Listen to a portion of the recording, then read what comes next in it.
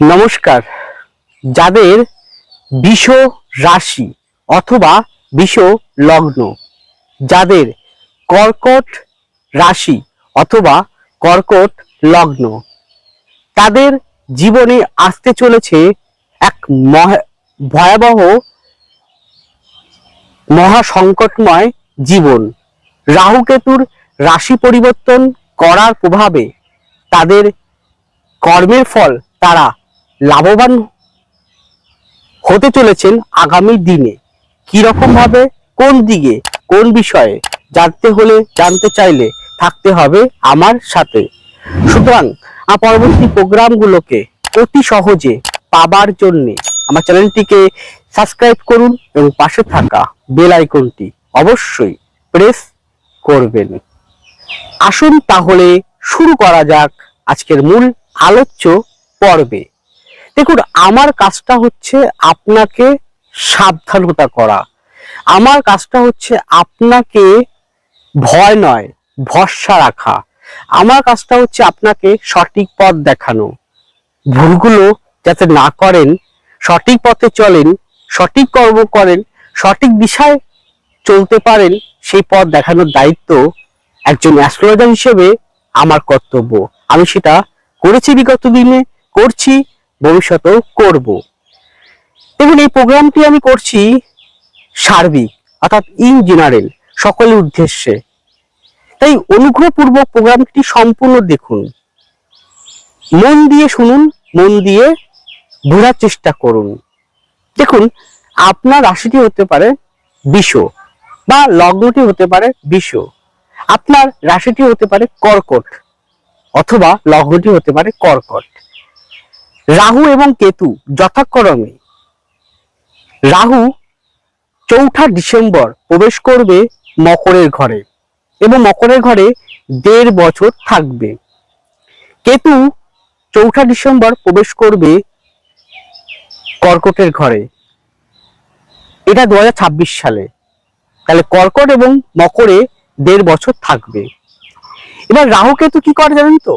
রাহু কেতু আমাদের জীবনের কার্মিক ফলটাকে প্রদান করে। কার্মিক অর্থাৎ মানে হচ্ছে পূর্ব জন্মকৃত বিষয়, বর্তমান আচরণ, বর্তমান আমাদের ব্যবহার এবং আমরা যে কর্ম করব সেই কর্মের রূপটাকে তুলে ধরে চরমতম শাস্তির মধ্য দিয়ে সংশোধন করার রাস্তা তৈরি করবে।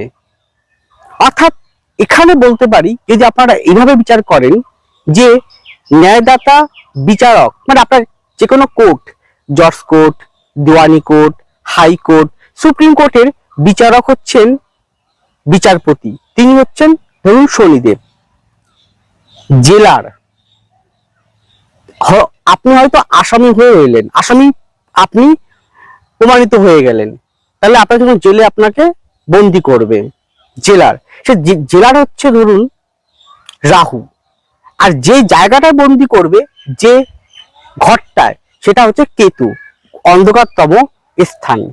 তাহলে বিগত দিনে, বিগত বছরে বা আগে যদি আপনারা অসৎ কর্ম করেন, অসৎভাবে চলেন, প্রতারণা করেন, চিটিংবাজি করেন, বিগত দিন মানে যে গতকালকে তা কিন্তু নয়, বিগত কয়েক বছর ধরে হতে পারে, কয়েক মাস ধরে হতে পারে, 10 বছর আগে ঘটনা হতে পারে, 20 বছর আগে ঘটনা হতে পারে, 6 মাস আগে ঘটনা হতে পারে, 3 মাস আগে ঘটনা হতে পারে, 1 বছর আগে ঘটনাও হতে পারে।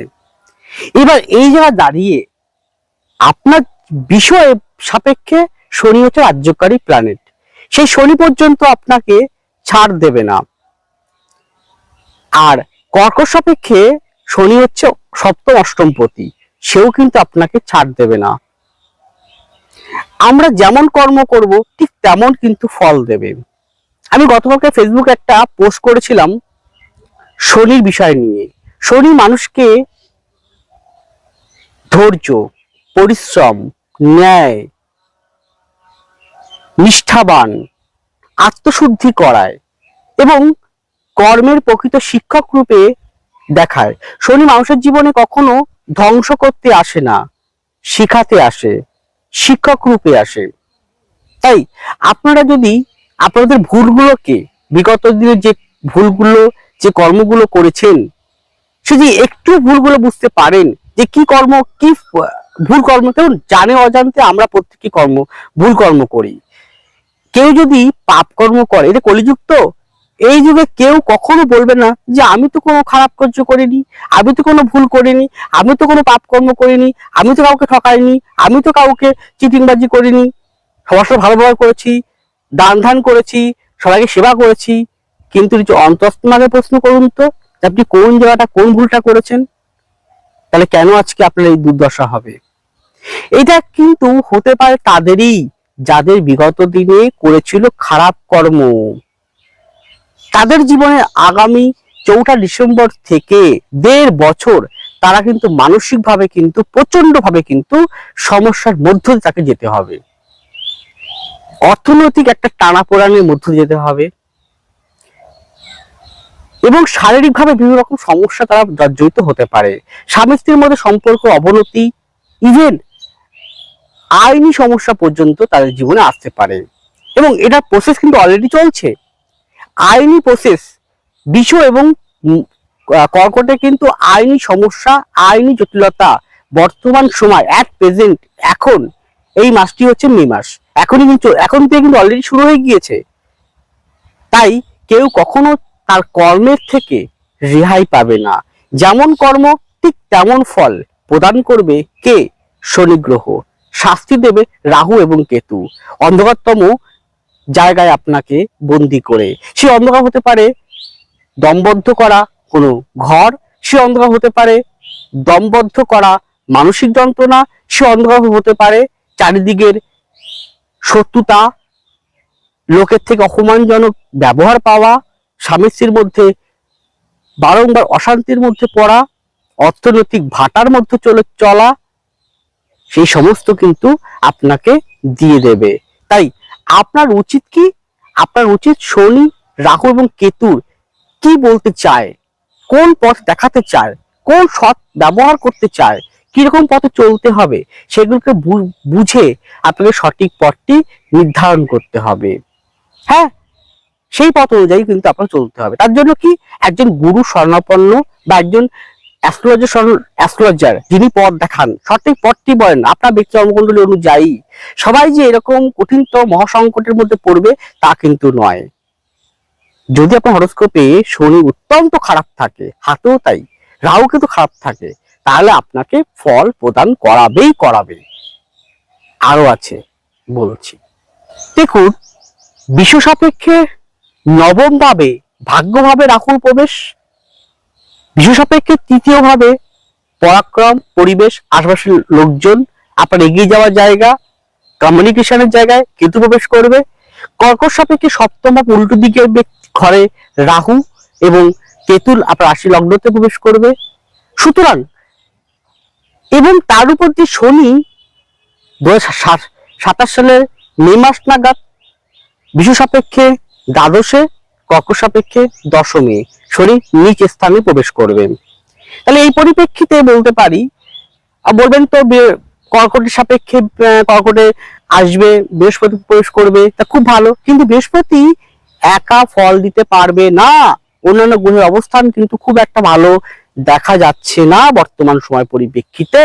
তার ফলে কি হবে? আপনি বারবার কিন্তু সমস্যায় পড়বেন, জর্জরিত হবেন, শত্রুর দ্বারা আক্রান্ত হবেন, পরিবারে শান্তি বিনষ্ট করে দেবে আপনাকে, শারীরিক ক্ষেত্রে বিভিন্ন রোগের প্রাদুর্ভাব পর্যন্ত ঘটিয়ে দেবেন। সন্তান নিয়ে টেনশন, দুশ্চিন্তা আপনাকে ভীষণভাবে জ্বালাপোড়া করাবে। আপনি লোকে টাকা মেরেছেন, আপনি লোককে ঠকিয়ে জমি জমা দখল করেছেন, আপনি লোকে ঠকিয়ে সুখী আছেন, আপনি ভালোবাসার নামে মিথ্যে ছলনা দিয়ে প্রতারণা করেছেন, তাহলে বুঝুন আপনার কপালে আছে মহা সংকটময় জীবন। আর যদি এই সমস্ত কর্ম আপনি যদি বিগত দিনে না করে থাকেন, তাহলে কোনো ভয় পাওয়ার জায়গা নেই, আপনাকে অবশ্যই ভালো কিছু ফল প্রদান করবে। যেমন আর্থিক উন্নতি, নতুন চাকরি পাওয়া, সঠিক পথে এগিয়ে যাওয়া, প্রমোশন পাওয়া। শত্রুতা যতই করুক তারা কিছুই করতে পারবে না, উল্টে ফিডব্যাক হয়ে যাবে, আপনার মনে শান্তির জায়গাটা অনেকটাই আসবে। আর যদি কোনো না কোনো ক্ষেত্রে যদি আপনারা এইরকম ছলচাতুরি এবং অবৈধ সম্পর্ক, অবৈধ কর্মের সঙ্গে যুক্ত থাকেন, সেক্ষেত্রেও কিন্তু পানিশমেন্ট আপনাকেই পেতে হবে। কারণ রাহু কেতু শনিরা কি করবে, আপনাকে দিয়ে খারাপ কার্য করিয়ে আপনাকেই শাস্তি প্রদান করাবে এই টাইমের পর। সুতরাং সতর্ক থাকুন, এখনো সময় আছে, সংশোধন হন, নিজের ভুলভ্রান্তিকে বুঝে স্বয়ং শনিদেব, স্বয়ং পরম পিতা ব্রহ্মার কাছে, স্বয়ং মা কালীর কাছে, স্বয়ং বিষ্ণুদেবের কাছে, স্বয়ং শিবের কাছে ক্ষমা চান। বলুন, আমি যে ভুল করেছি, যে পাপকর্ম করেছি, আমাকে ক্ষমা করে দাও, আমাকে মহাসংকট থেকে রক্ষা করো। আরো ভাবে রেমেডি আছে, আরো টোটকা আছে, আরো উপায় আছে, ব্যক্তিগত হরস্কোপ অনুযায়ী সেটা কিন্তু উঠে আসবে। যদি বর্তমান সময় থেকে এরকম কোনো বিষয় দেখতে পাচ্ছেন যে মানসিক দিক থেকে প্রচন্ড হতাশার মধ্যে চলছেন, মানসিক ডিপ্রেশনের মধ্যে চলছে, দিশাহীন অবস্থায় চলছেন, সিদ্ধান্ত নিচ্ছেন কিন্তু সিদ্ধান্ত কার্যকরী হচ্ছে না, সমস্ত কাজেই লাস্ট পর্যন্ত গিয়ে আটকে যাচ্ছে, প্রমোশন পাওয়ার কথা কিন্তু প্রমোশন হচ্ছে না, চাকরিতে গন্ডগোল, ব্যবসায় মন্দা চলছে বাবার করে, তাহলে ইমিডিয়েটলি যে কোনো ব্যক্তির কাছ থেকে জন্মকুণ্ডলী একবার হলো বিচার করিয়ে নেন যে কোন জায়গাটা প্রবলেম। সেটা আপনি ব্যক্তিগত হরস্কোপে, না মহাদশা অন্তর্দশা প্রত্যন্ত দশায়, না নক্ষত্রগত অবস্থানে বিচার করে সঠিক পথ ধরে, সঠিক পথে, সৎ পথে এবং নিষ্ঠা সহকারে গুরুজন, পিতামাতা সবাইকে ভালোবেসে শ্রদ্ধা করে এগিয়ে চলুন, ভালো থাকতে পারবেন। যাই হোক, ছোট্ট আলোকপাত করলাম। ভয় নয়, ভরসা রাখুন, এই চিন্তা এবং নিজের ভুলগুলোকে স্বীকার করে এগিয়ে চলুন। নমস্কার, জয় মা তারা।